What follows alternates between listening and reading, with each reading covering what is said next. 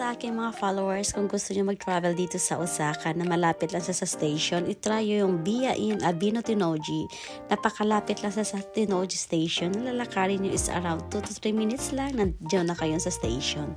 At halika kayo, itutour ko kayo sa loob ng hotel. Ito ay nasa taas ng Don Quixote. Kaya sobrang siya, na pagbaba mo ng hotel is Don Quixote na. Hindi mo na kailangan pumunta pa sa malayo. At ito yung sa lobby ng hotel, yung sa front desk nila, at ang ganda. Yung design nila is yung parang nasa library ka, tapos ayan, yung gilid niya, sobrang yung surrounding, talagang refreshing siya, nakaka-relax.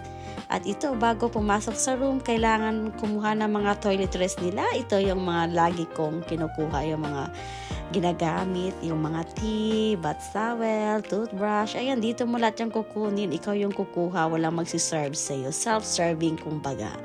Ikaw yung kukuha ng mga kailanganin mo at ilalagay mo dyan sa Ayun, tapos ang kumuha ng toiletries. Ito yung hallway ng hotel. Napakaganda. Ang ganda ng background, ang ganda ng hallway niya na color, talagang swak na swak.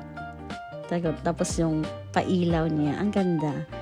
Tapos itutour ko kayo sa aming room. Pagpasok mo pa lang,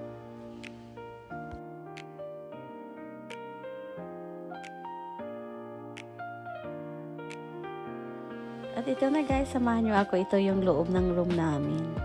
Pagpasok mo, ayan, itatouch yung card. Tapos, ayan, 1 bedroom.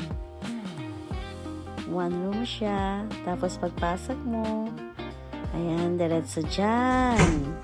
Maliit lang pero cozy yung hotel.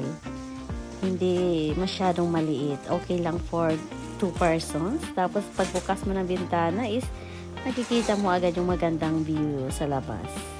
Kasi nasa 10th floor kami. Yun lang. Kaya i-add nyo sa bucket list nyo.